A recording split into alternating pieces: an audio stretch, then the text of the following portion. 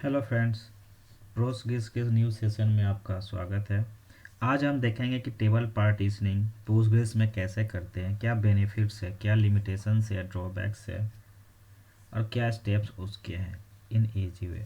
सो पहले हम ये समझ लें कि what is table partitioning. First, ये हर RDBMS में होता है। आपका टेबल पार्टीशनिंग हम करते हैं, इंडेक्स पार्टीशनिंग आप कर सकते हैं, बट सब में कुछ ना कुछ pros and do's and don'ts है, प्रोन्स एंड कॉन्स है। आप कह सकते हैं कि फ़ायदे भी है, हानि भी है।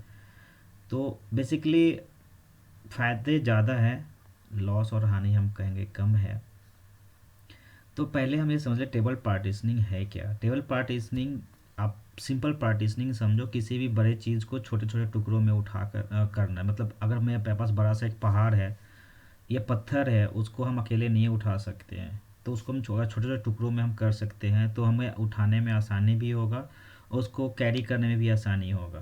ओके, या फिर उसको और भी तोड़ना है तो और भी आसानी होगा। तो वैसे ही टेबल भी बहुत सारा बड़ा हो जाता है तो उसका डेटा रीड राइट करने में बहुत प्रॉब्लम हो जाती है, स्लोनेस के इश्यूज आ जाते हैं। तो इसलिए हम उसको स्प्लिट कर देते हैं छोटे छोटे टेबल्स में, स्मॉलर। तो वो partitioning is the database process where very large table और tables divided into multiple smaller parts. Okay, ये सिंपल डिफिनीशन है किसी भी RDBMS के लिए। आप कहीं भी इंटरव्यू में भी आपको क्वेश्चन पूछा था कि व्हाट इज पार्टिशनिंग या what do you mean by partitioning. So आप सिंपल ये कह सकते हैं, when we divide larger table in smaller multiple smaller tables, that is partitioning. और index partitioning, you can say that. आप इसको दो भागों में कर सकते हैं, दो तरीके से आप कर सकते हैं। पहला एक आपका होता है कि आपने मैनुअल किया, और ऑटोमेट भी कर सकते हैं। आप SQL में भी ऑटोमेट, मतलब हर जगह ऑटोमेट कर सकते हैं। आपको उसके लिए फंक्शन प्रोसीजर लिखने पड़ेंगे। ओके,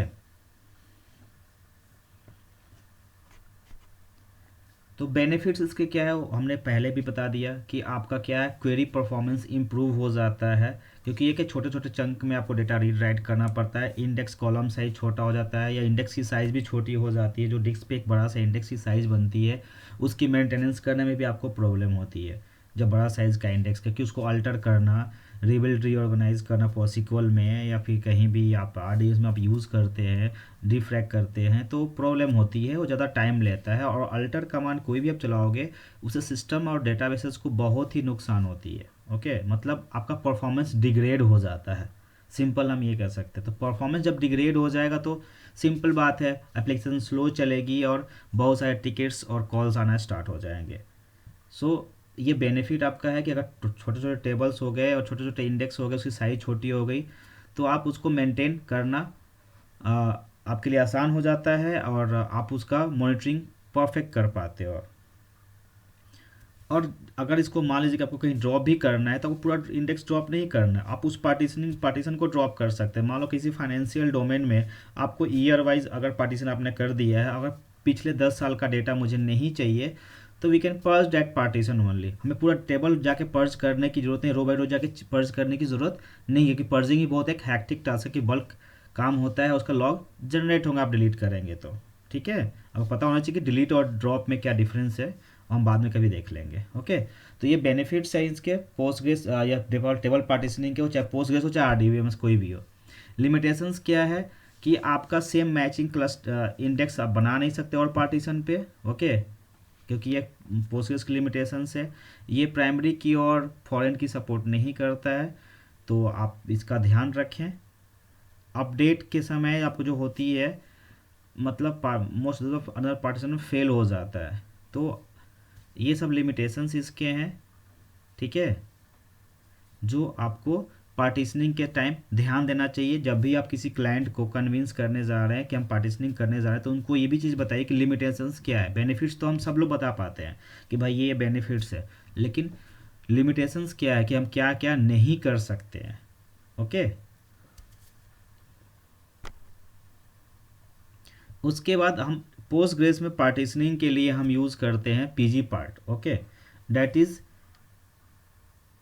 ये आपका PG पार्ट है। जो बेनिफिट है, आप एक्सटेंशन एक है, आप इसको ऐड कर सकते हैं एंड आप यूज़ कर सकते हैं। ठीक है, तो PG पार्ट क्या है, it is a extension. Okay, जो टाइम बेस्ड और सीरीज बेस्ड पार्टीशन करता है। बेसिकली ऑल टाइम हम टाइम बेस्ड लेके जाते हैं, डेटा एंड टाइम से करते हैं, आप यहाँ सीरीज से भी करा सकते हैं। ओके,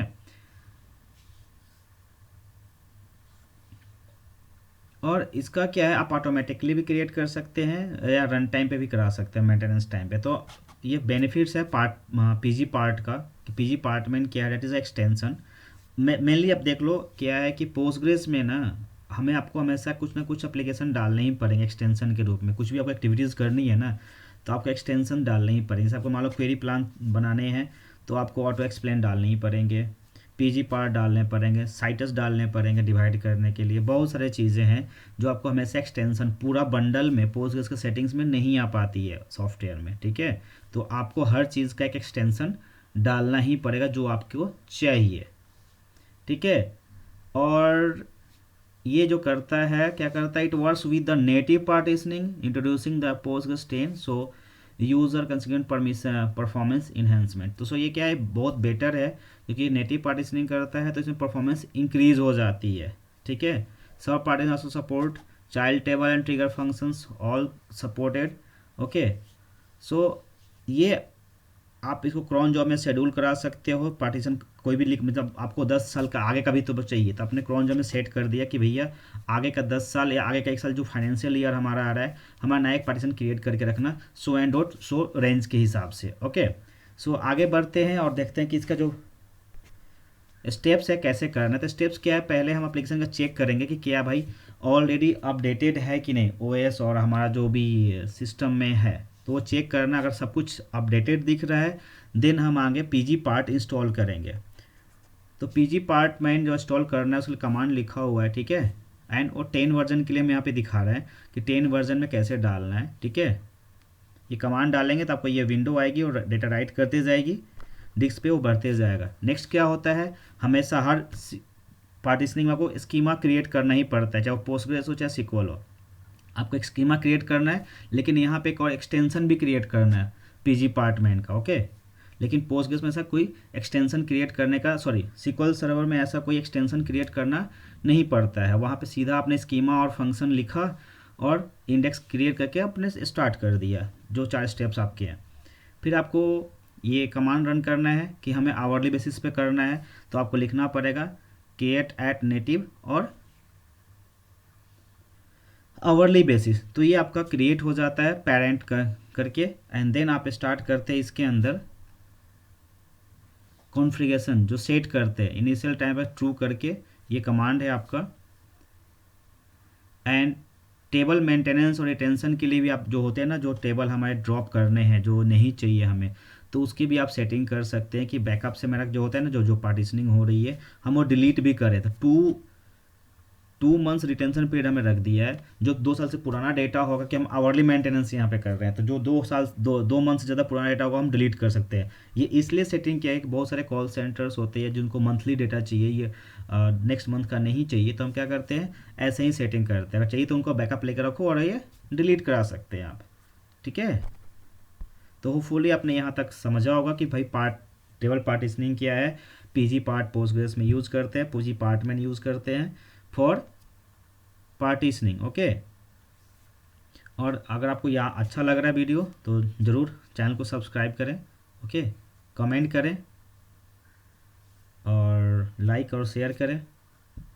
तो ये यहाँ तक हम पहुँचे, रिटेंशन जो है मेंटेनेंस पार्ट है आपका, तो आप मेंटेनेंस भी कर सकते हैं। नेक्स्ट पार्ट आती है आपकी इसकी डेटा इंसर्ट एंड कैसे करना है। तो नॉर्मली सबको इंसर्ट अपडेट कमांड लिखने आती है जो यहाँ लिखा हुआ है। सो होपफुली आपको ये वीडियो अच्छा लगा होगा। हम इसमें जिसका जो प्रैक्टिकल है, जो हमने जिसका स्नैपशॉट यहाँ पीपीटी में लगाया है, इसका हम वो भी अपलोड कर दें, जो सेकेंड पार्ट में आप देख सकते हैं, या फिर इसी में मैं अटैच करा देता हूँ कि कैसे एक्टिविटीज़ उसमें करते हैं। लेकिन मैं बैकग्राउंड का जो वॉइस होगा मैं उसमें नहीं देता हूँ अभी फ़िलहाल, ठीक है। आप उसको देखिए आराम से और देन आप कर सकते हैं। सो आप थोड़ा stay tune and next part इसका देख सकते हैं। एंड आगे बढ़ने से पहले एक बार मैं फिर से रिक्वेस्ट करूँगा कि आप सब्सक्राइब करना, लाइक करना और कमेंट करना ना भूलें। Thank you for watching.